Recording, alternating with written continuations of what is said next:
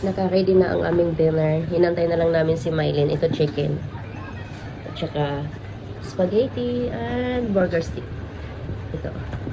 Tapos may extra gravy kami. Tapos magtsaa muna ako. Kasi may baon din kaming kakakting. Ayan.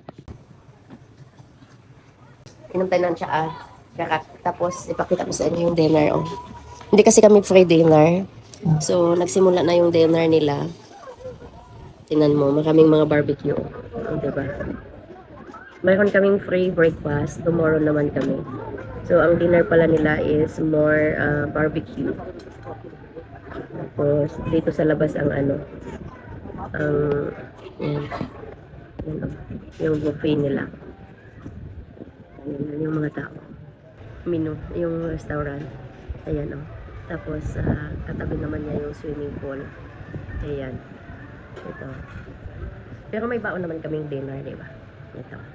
Jollibee ang aming dinner kasi hindi kami hindi kami nag-build ng dinner, breakfast lang. Pero anyway, masarap din yung breakfast nila guys. Tomorrow makita nyo, papakita ko sa inyo. Bye, babush!